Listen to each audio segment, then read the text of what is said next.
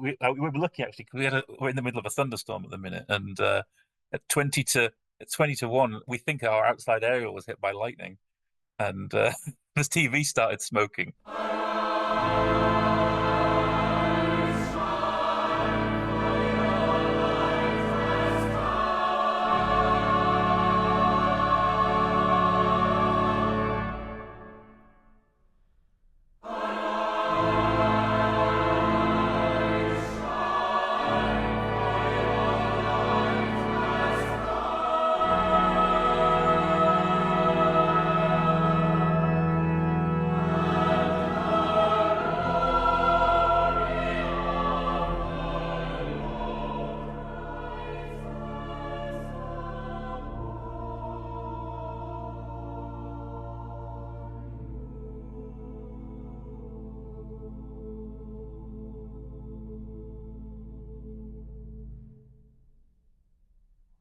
I didn't encounter Howells's music in any sort of meaningful way until I was 25 at the Elgar Birthplace Museum with a talk given by Paul Spicer.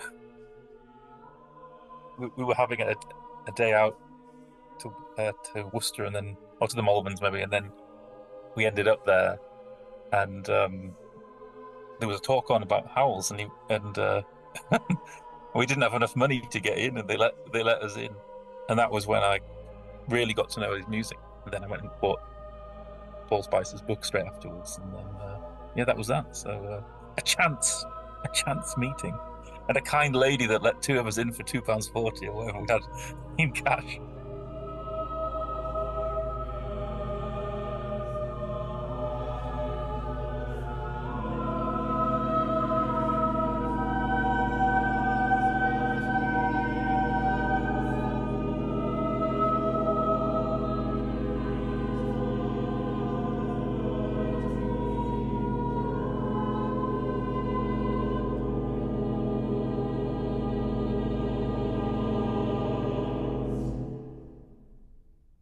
I think he's one of a handful of composers who have had a real marked influence on my life as a composer and as a creative individual. I guess maybe up there with the likes of Henryk Goretzky and James Macmillan, a couple of composers who've left a sort of an indelible mark on me and my music.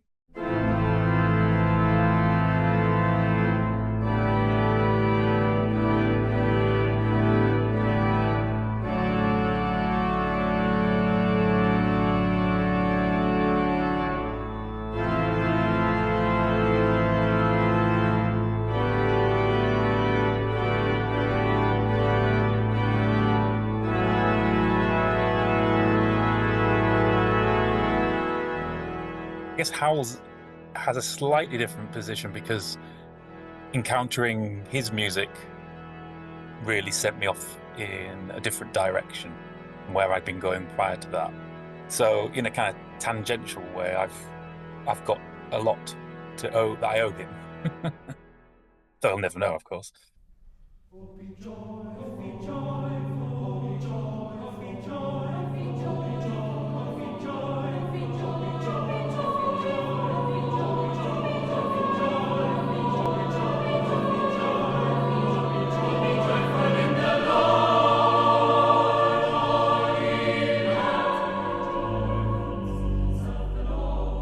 Encountering him and his music, and that opened the door to a whole way of being that I hadn't encountered beforehand. So yeah, I mean, I got a lot. I owe him and his music, and what he did in his life. I owe him a lot for being where I am today.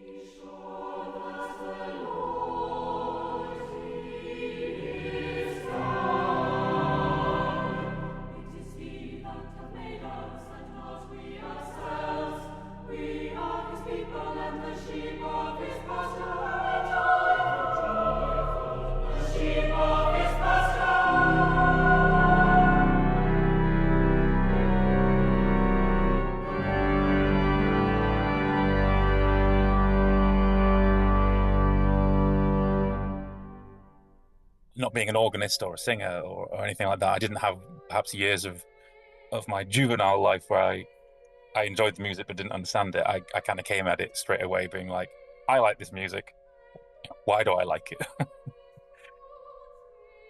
One of the most amusing things about writing the Howells book was that some Amazon review or something said that the book had ruined Howells for this particular reader, which I thought was just hilarious, because that definitely wasn't what we intended to do.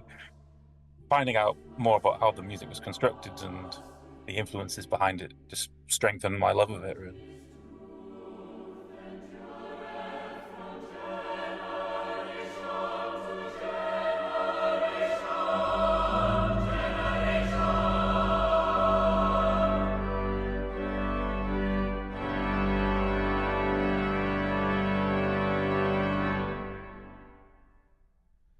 I think I enjoy many different aspects of it. I enjoy the passion of the music. Sometimes it can be too passionate, but that can be something also that's totally called for with some days. Sometimes I kind of like the austerity of it, particularly the late pieces. Sometimes I like just the bewilderingness of it, and it going in places that I don't expect it to. I love the harmony. I love the voice leading, a more sort of technical thing. No, I mean, I think there's very few things I dislike about Howells' music. Even in some of the tiny piano pieces, there's just moments there where they're just totally exquisite.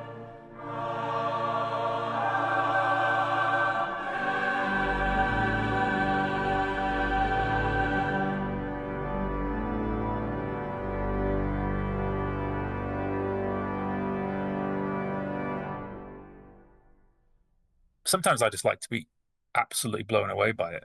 And I would put on Hymnus Paradisi, just because I know it like the back of my hand, which is nice. But also just because some of the moments in it, they're just ravishing and original.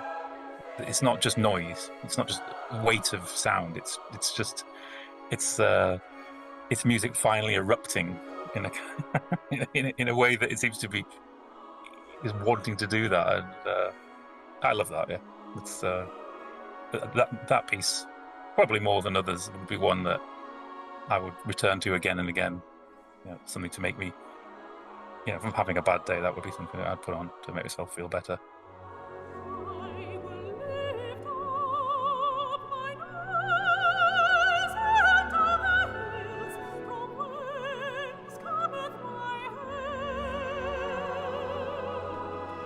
The influence of Howells has been so deep that it colours all my work, probably even today. And from the pieces that I wrote, probably soon after encountering his music in about sort of 2005, 2006, right through to pieces that I'm writing this year, the kind of, I don't want to say the ghost of Howells, because it's not something that lingers, it's something that is still evolving. So his music has influenced a lot of the things, the genres that I write in, the poets that I set, the way I approach instrumental music. I think he's had just a long-lasting, real kind of fundamental influence.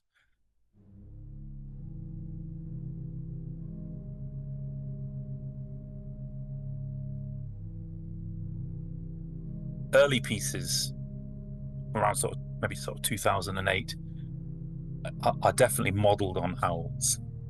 So my first setting of the evening service, obviously that's sort of tried and tested ground for Howells. On the one hand, it sounds nothing like, to my ears, one of his settings, but it's entirely modeled on a mixture of the Ecclesiam Regale and the Gloucester service, and I took all the elements from it and I put them into my own setting with in my own sort of musical language. So that piece is definitely indebted.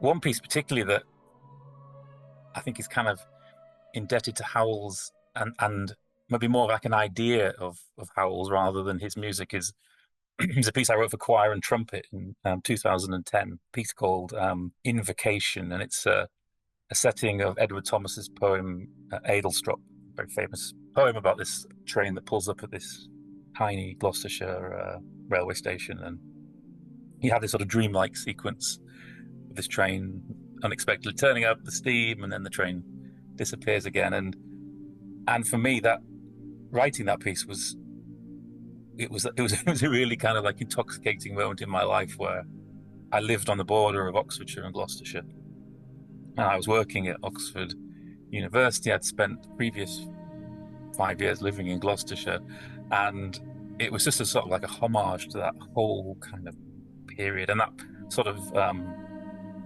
period before the First World War when everything was green and beautiful and yet to be sullied.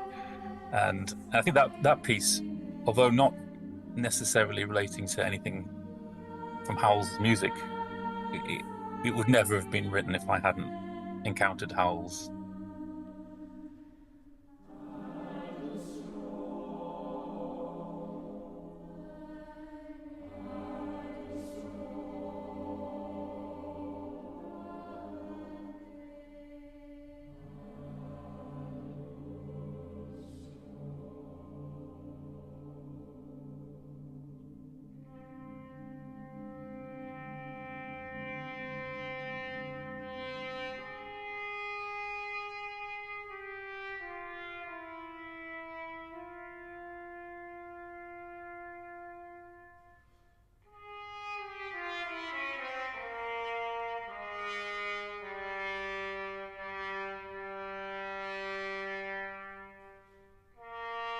I wouldn't define myself as a choral composer, but I would probably be happy to be defined as such, mainly because it would just be me acknowledging that that's where the majority of my work is, and and if people were to know my work, they would probably know it, um, writing for voices. So I don't think there's any shame in that. I certainly wouldn't say, oh, I'm a choral composer, therefore that precludes me from writing a string quartet or writing a piano trio or something. Because yeah, I'd be more than happy to do that as well. But um, I guess as soon as you start to go down one particular specialism, you tend to pick up more work in that area.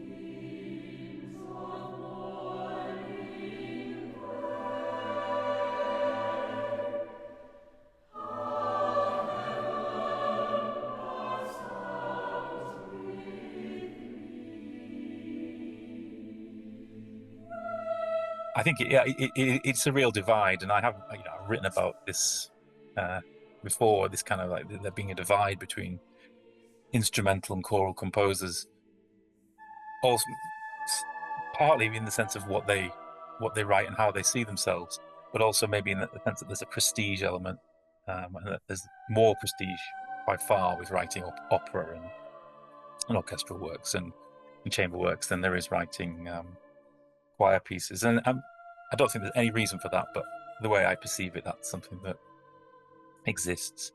And I think that that's a major difference between now and in Howell's uh, career.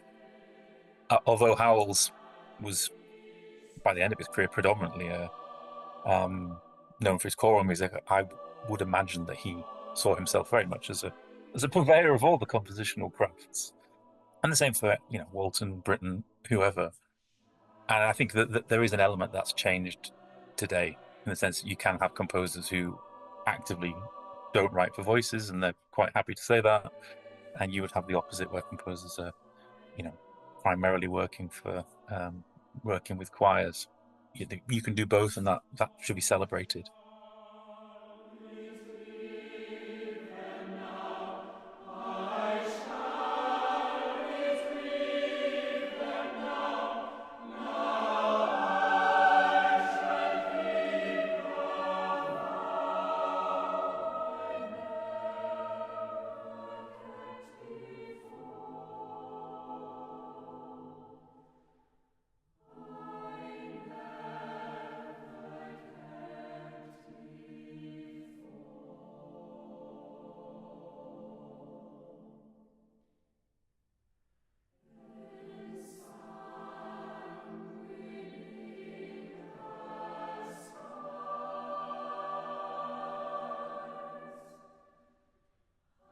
I think about that quotation a lot, and it's funny because it lives in my head along with a comment from my best friend who said something along the lines of, "Just do you sometimes not want to sit down and write the most beautiful music ever?"